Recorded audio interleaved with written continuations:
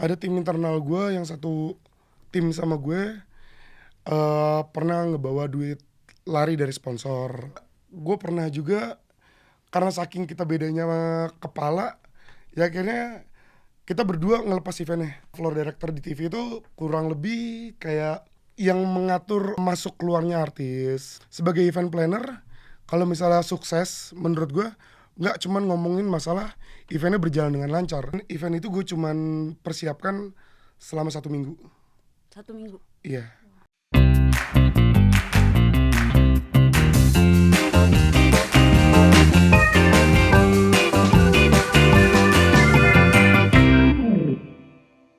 Halo para pendengar setia podcastnya MOV, balik lagi sama gue Aca dan rekan gue Dinda di episode 10 kali ini. Nah, Din, sebelum kita mulai, mungkin kita lepas masker dulu kali ya biar ngobrol lebih enak ya. Iya, betul.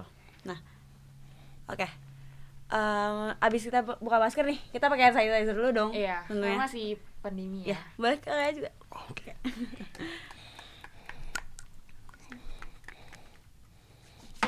Nah, oke deh.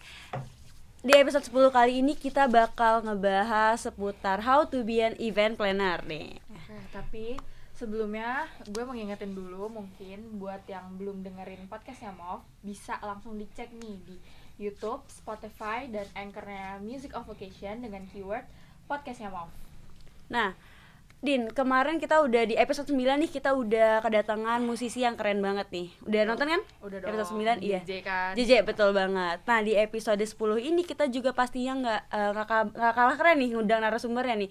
Dan ini juga narasumber kita termasuk seorang MC, host nih, event planner juga, event manager juga nih. Penasaran gak sih? Penasaran banget. Penasaran banget. Mungkin kita langsung aja gak sih? Boleh, Lanjut. kita sambut aja Kak Dewa Gabel. Halo. Halo Kak. Boleh kenalin dikit dulu Kak?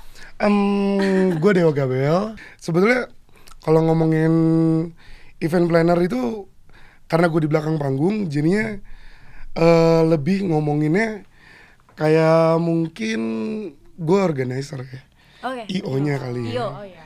IO aja kali ya. Oke. Jadi kita panggilnya Kak Dewa gitu ya. Kak Dewa aja. Kak Dewa boleh. Gak usah pakai Kak lah, gue masih muda tau, serius deh. Berarti Dewa aja. aduh gak enak. Gak apa-apa, lebih asik Dewa, serius. Dewa gitu gak apa-apa. Dewa ya, Kak? gak apa-apa. Oke deh. Dewa aja. Oke. Nah, di sini kita bakal tanya-tanya sedikit. Soalnya kita di Music of Occasion ini ada event organizer kan, salah satu divisi Wow. event organizer gitu. Jadi Oke. pengen nanya gitu, gimana sih Kak gitu kan. Nah, oke. Langsung ke pertanyaan aja kali ya. Boleh. Oke. Ayo, dapat hadiah berapa gue pertanyaan pertama? Oh, bukan kuis ya, sorry. Ini super deal jadinya dong. Oke, berarti Dewa ini awal mula buat masuk ke event planner ini gimana sih bisa masuk event planner ini gitu? Gini, jadinya sebetulnya pertama kali banget ya untuk gue ngomongin masalah event ini. Pertama kali gue dimulai tuh dari MC-nya dulu nih. Gue jadi MC di suatu acara.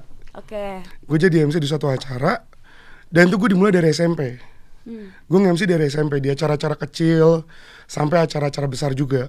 Nah, ketika gue nge-MC, gue ngerasa kayak ketidakpuasan dari gue ngelihat si keseluruhan acaranya.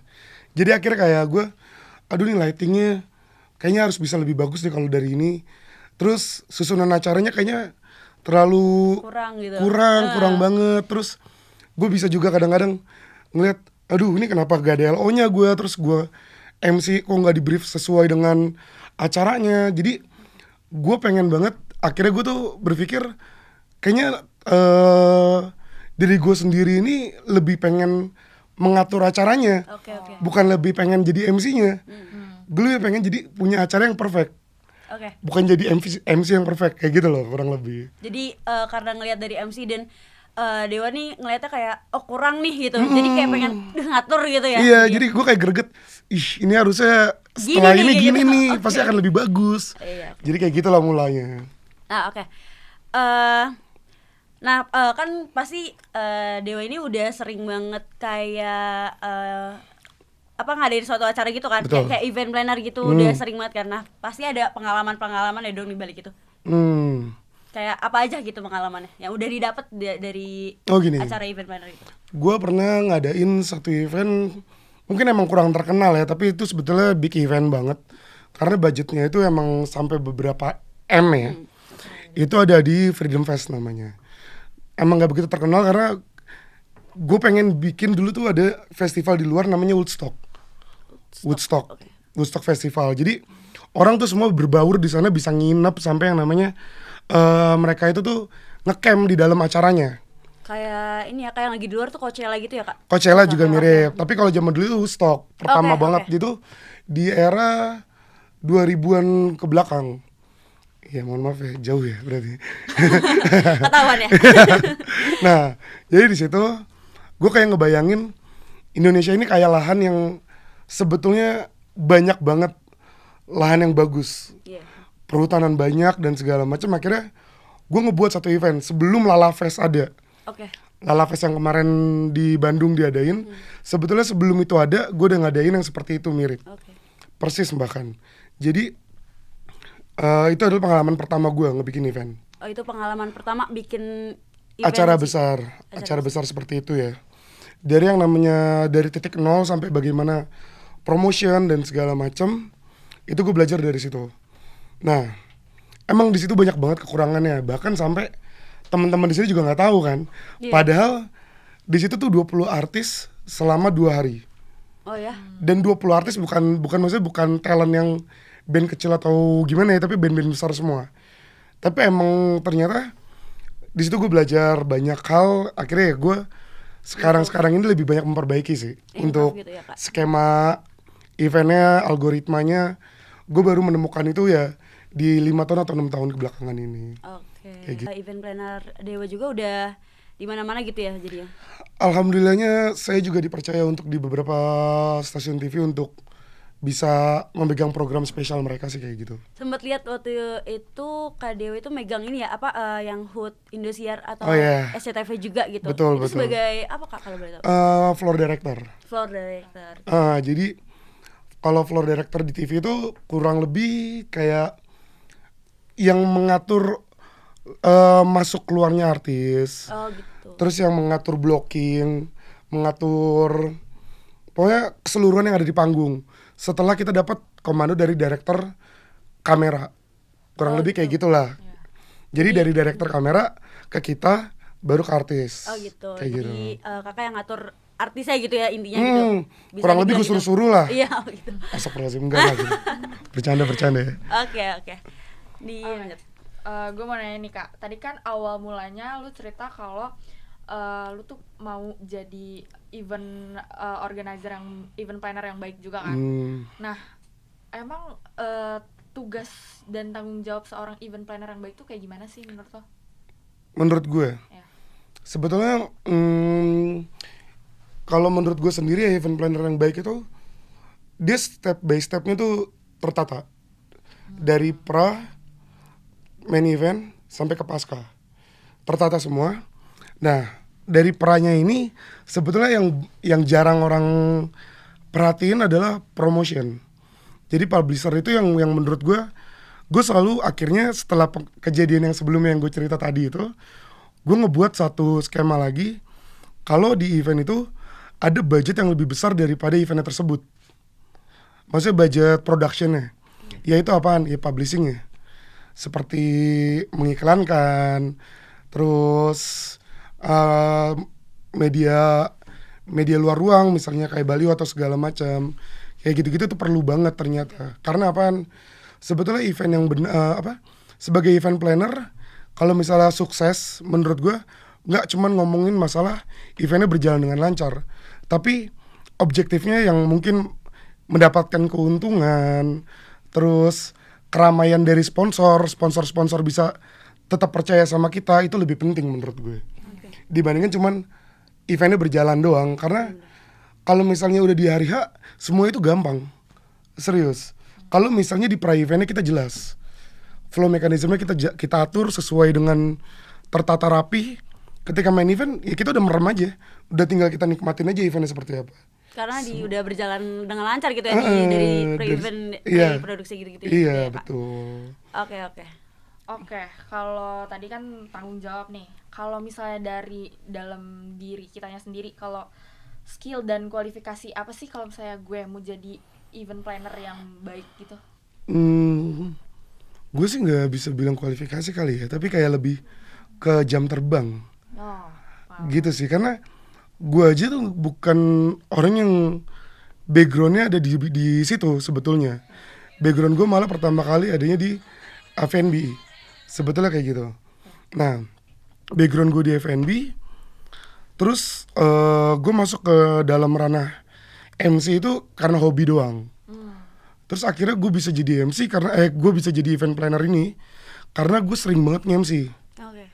Dan gue menilai beberapa event yang memang berjalan nggak sesuai sama mood gue. Jadi makanya gue bilang kalau misalnya ngomongin kualifikasi, mungkin ada yang lebih teratur di luar sana selain gue. Tapi sampai saat ini yang gue jalani dengan cara gue itu masih berhasil terus, alhamdulillahnya. Sudah gitu, jadi nggak ada kualifikasi pentingnya. Yang penting itu adalah sebetulnya jam terbang sama tanggung jawab. Sebetulnya kayak gitu sih. Oke, benar-benar. Nah Kak, kan kalau misalnya bikin event itu kayak bikin suatu acara itu kan pasti butuh banyak waktu kan? Oke. Kalau dari Dewa sendiri butuh waktu berapa lama untuk bikin suatu acara? Gini, Gimana? balik lagi ya, kalau misalnya kita ngomongin waktu untuk membuat acara. Persiapannya gitu kan? Kalau misalnya ngelihat di porto gue ada satu event, mungkin di Instagram gue ada satu event namanya muslimapp.id. Gue nge-launching itu aplikasi, dan event itu gue cuman persiapkan selama 1 minggu. 1 minggu? Iya, 1 minggu 2 hari untuk membuat rancangannya, 5 hari production, dan 1 hari langsung main event. Sebetulnya kalau misalnya ngomongin seberapa lama waktunya, itu nggak ada yang pasti. Gue nggak bisa ngomong harus ada sebulan waktunya, harus ada segini. Enggak. Sebetulnya kalau misalnya budgetnya ada, kapanpun jalan. Kalau menurut gue ya. Nah, kenapa kalau misalnya butuh waktu? Sebetulnya karena ada beberapa banyak perusahaan untuk ngomongin sponsorship. Nah, disitulah baru kita ngomongin waktu. Karena tenggat waktu biasa sponsorship itu sekitar 1 bulan sebelumnya. Itu udah maksimal banget. Nah, biasanya gue kalau misalnya mau bikin event 1 tahun sebelumnya, gue ngerancang 1 tahun ini ada event apa, tahun depan tuh ada event apa aja. Gue udah propose di tahun ini untuk ke calon sponsor, ke potensial sponsor yang gue punya. Gue propose ke mereka, baru di tahun depan kita jalan. Sebetulnya kayak gitu. Makanya kalau misalnya kita ngomongin seberapa lamanya, itu tergantung pasti, sih. itu tergantung ya. Tergantung sih.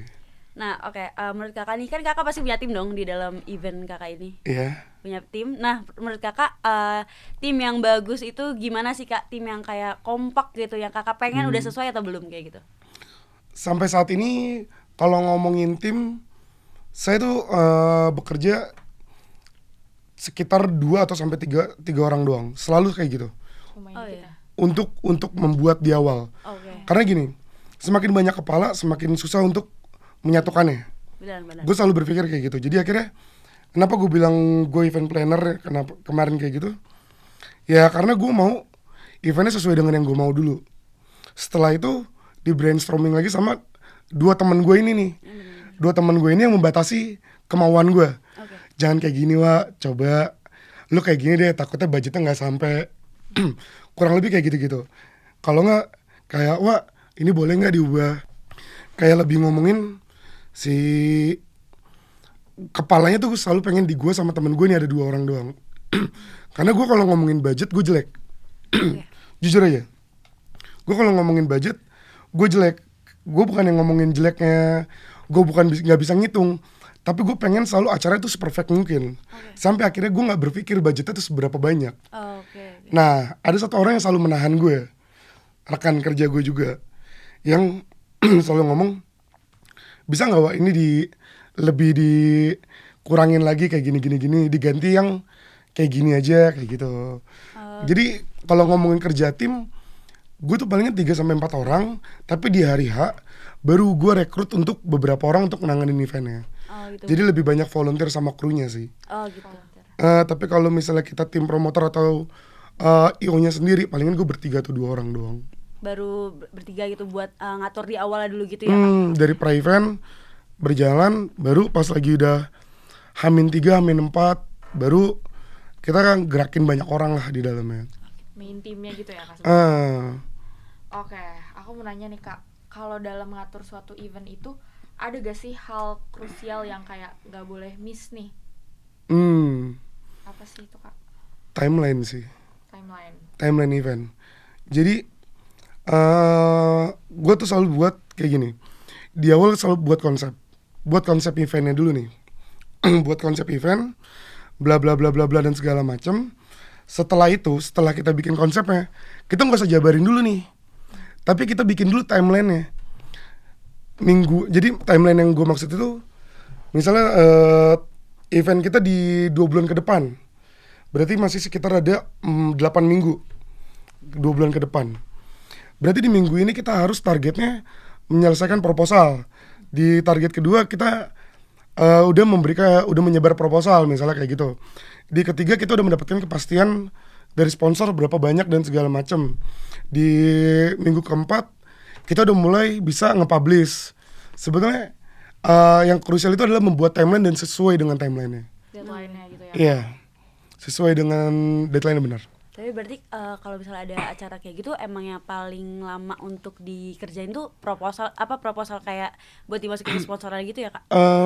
Lebih ngomongnya pra-event ya. Oh, pra-event, oke. Pra-event itu lebih krusial dibandingkan main event atau pasca eventnya.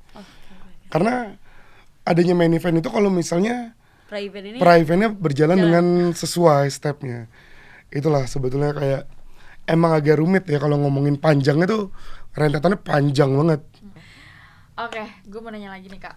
Kalau misalnya tantangan terbesar yang pernah lo hadapin, kayak kendala dari internal, maupun eksternal juga, apa sih yang pernah lo hadapin?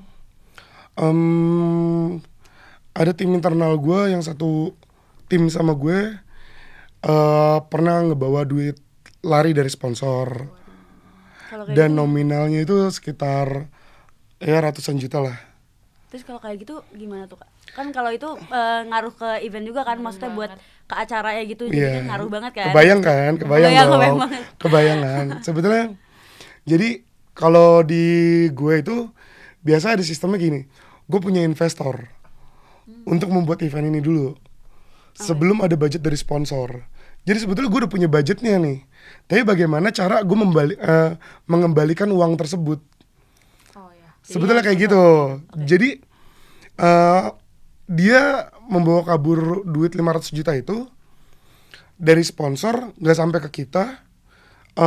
Eventnya tetap berjalan karena gue bilang ada dari investor. Tapi tetap berarti kita mengalami kerugian di dalam eventnya. Itu satu. Yang kedua, gue pernah juga karena saking kita bedanya sama kepala, ya akhirnya kita berdua ngelepas eventnya. Oke. Udah biarin aja deh, bodo amat siapa yang mau jalanin event. Terus gimana tuh Kak? Akhirnya nggak berjalan. Jadi eventnya nggak jadi. Iya, karena saking kita udah keras kepalanya. Karena emang susahnya gue untuk melepas idealis ngomongin masalah event. Gue susah melepas itu. Gue punya idealis yang tinggi untuk ngomongin perfectnya sebuah event kalau misalnya gue udah ditanggung jawabkan sebagai IO-nya atau planner-nya. Gue susah banget untuk ngelepas idealis gue. Jadi ketika gue ditemukan sama orang-orang yang sama kayak gue, itu gue akan susah. Oke. Baik, gue cuman butuh kadang-kadang di belakang gue atau di rekan gue itu yang membatasi saja, bukan yang mengubah polanya. Kayak gitu sih kurang lebih. Kayak diingatkan lagi aja ya kayak dia jangan ini gitu-gitu ya Kak. Oke. Lebih ke arah sana, tapi bukan kayak yang Ini harus diganti gitu. gue gak mau kayak gini, gue maunya yang kayak gini. Wah, itu gue gak akan ketemu. Oke. Gue pernah sampai di titik itu ya. Atau mungkin gak dibayar. Itu juga sering. Gak dibayar sama apa? Sama klien sih. Jadi kan ada event yang emang kita buat internal sendiri dan kita mencari sponsornya. Ada event yang memang diminta untuk dibuatkan oleh klien. Oke, iya ya. Kayak contohnya kayak birthday party gitu bukan nggak? Mungkin kayak Iya. birthday party itu paling kecilnya ya. Iya. Tapi kalau ini yang korporasi misalnya, Oke. kayak ada yang kemarin mungkin kayak yang lihat ada launching aplikasi di tempat di portofolio gue. Ya itu sebetulnya banyak banget di dalamnya tuh yang kayak dia nunggak bayar sampai 6 bulan, 7 bulan. Ya itulah. Jadi kalau itu ngomongin menghambat juga dong.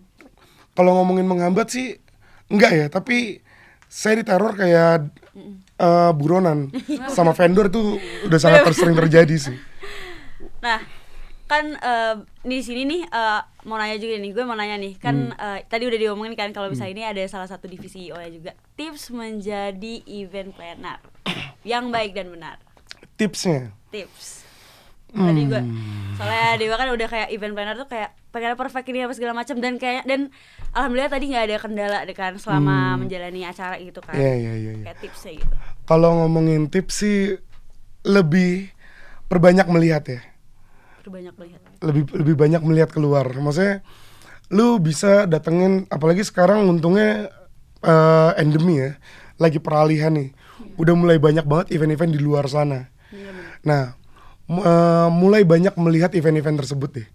Lu keluar, lu cari deh event-event yang menurut lu oh ini bagus banget dan segala macam. Cari bukan inspirasi, referensi. Cari referensi di luar sana. Karena sebetulnya balik lagi gue bilang, event itu nggak ngomongin melulu soal harus A, harus B, harus C. Karena gue aja sebagai seorang event planner itu harus memiliki hal yang namanya dibilang tuh kreatif. Harus membuat sesuatu hal yang beda. Tapi bagaimana caranya, kita tuh cari referensi bukan untuk mencontek, tapi kita untuk mengembangkan diri kita sendiri. Untuk cari tahu bagaimana sih di luar sana, oh pasar yang sekarang ada tuh kayak gini. Oh model sekarang tuh kayak gini. Oh oke, berarti bagaimana caranya gue bisa kayak dia nih. Bagaimana caranya gue bisa bikin event kayak dia.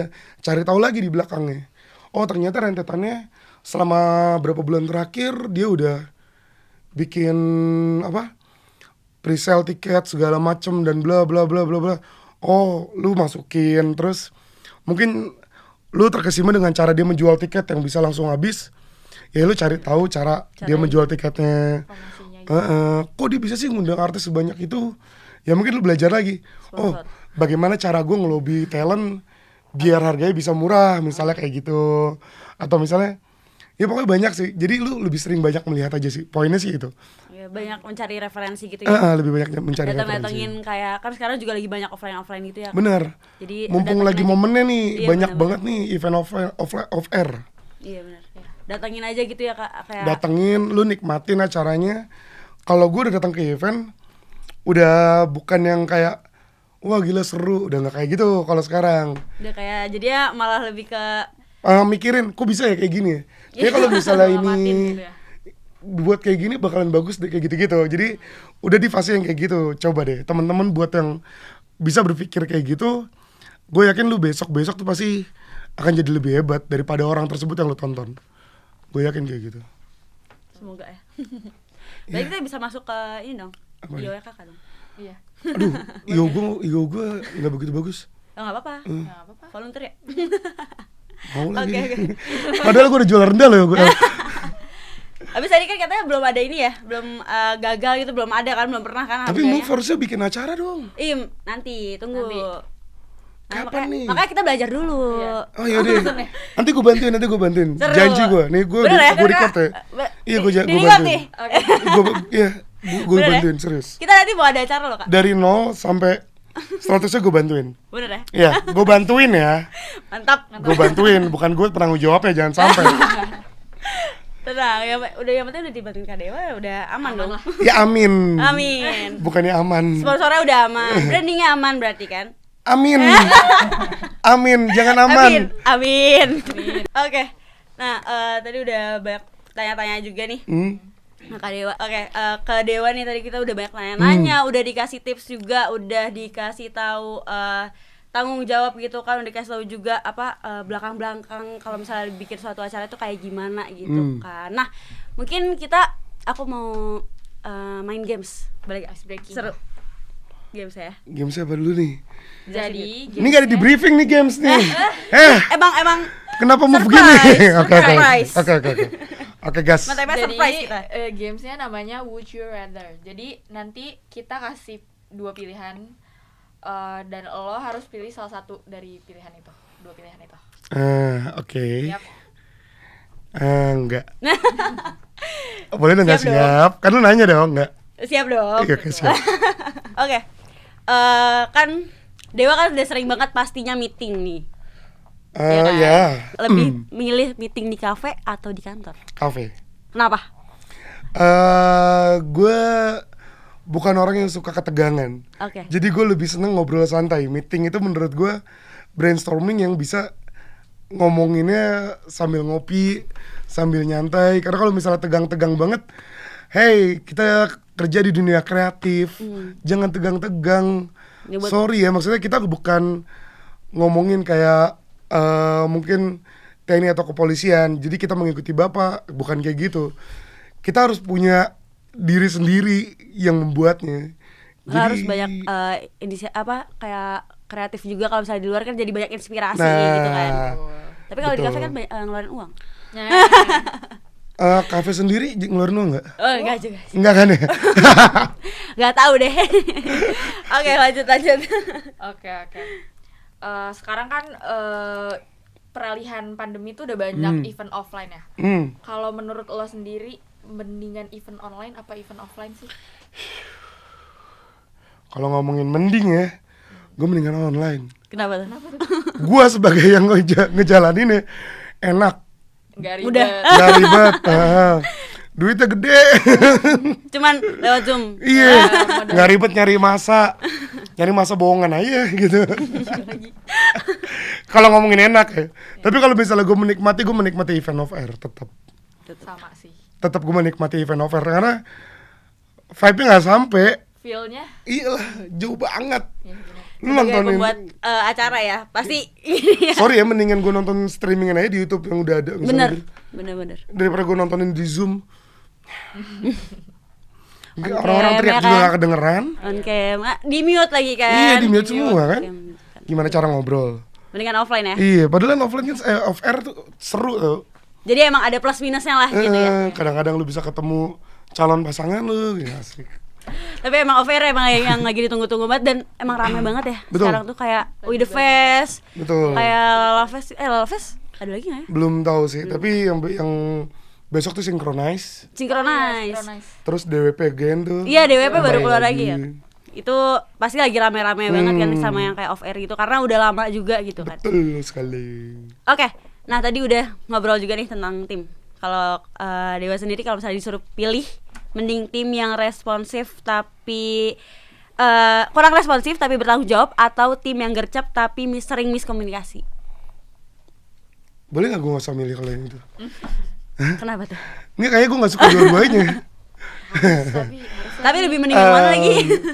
Ngomongin mending gak ada yang mending juga. Gak ada yang mending, bener. Enggak, tapi kalau misalnya perbandingannya antara dua itu, gue lebih tetap milih yang responsif sih. Yang Meskipun banyak miss-nya ya. Iya. Karena balik lagi, gue nggak butuh kepala lagi, gue nggak butuh otak lagi, gue butuh orang yang bisa bertindak cepat aja. Kalau misalnya emang lu miss, ya kita cari plan B-nya. Karena itu gue gue belum ngomong tadi. Ketika lu bikin event ada plan A dan plan B. Ketika plan A-nya bermasalah, kita punya plan B. Bahkan kalau gue bisa sampai C sampai D. Nah, iya, tadi juga mau nanya tentang itu. Ada plan cadangan nggak gitu kalau Pasti, misalnya? Pasti ada. Ya? always harus ada. Contoh paling kecil aja, artis ini kita udah naikin flyer dan segala macam. Gimana nih kalau misalnya ternyata artisnya nggak bisa? Misalnya kita nggak tahu ya. Worst skenario-nya kayak misalnya kecelakaan atau kayak gimana. Oke, kita harus buat satu skema lagi. Berarti dia nggak manggung, dia harus tanggung jawab. Misalnya dia bikin video sebelum dia manggung, mohon maaf, saya nggak bisa main karena saya terjadi kecelakaan dan segala macam. Itu kan plan B. Mungkin plan C-nya kita ganti lagi artisnya di hari itu juga, dan itu sangat memungkinkan terjadi. Apalagi di era COVID kayak gini ya, yang masih banyak kayak gitulah. Oke. Nah. Udah selesai lagi. Segitu nih. doang. Gamesnya. Agak lama dong. Seru Ya, ya? Seru kan dia? Ya, terus. Oke. Ternyata kita udah nanya-nanya, udah main games juga, seru banget. Seru banget. Tadi juga dari pertanyaan juga, waduh, banyak yang belum gue tahu tapi jadi udah tahu. udah dikasih tahu Bermanfaat juga. banget, jujur. Udah tersampaikan semuanya gitu ya. Oke, Dewa, sorry. Iya. Makasih banyak sekali lagi udah datang Yep. juga ke Sama-sama. sini, udah nyempetin hadir ke buat Music of Occasion ini. Oh ya, satu lagi. Kita ada oleh-oleh. Wis. Seru dong. Gue seneng nih momen ini nih. Iya. Sertifikat. Wow, ada sertifikatnya. Boleh diterima. Sorry. Wes. Udah. Punta Dewa Suteja Putra. Udah datang ke Oh, tahu ya? Music of Vocation, ya kan? Iya. Keren. Semoga nih movie-nya juga harus terusan ya. Kayak gini nih. Maksudnya Amin. konsisten lah. Gue yakin lu semua bakalan jadi keren kalau misalnya lu konsisten juga sih. Amin, doain ya Kak. Baik, mungkin segitu aja ya buat podcastnya. Dan buat teman-teman jangan lupa sekali lagi aku ingetin untuk selalu nonton podcast Emov dari episode sebelumnya. Dan mungkin sampai jumpa. Bye. Bye.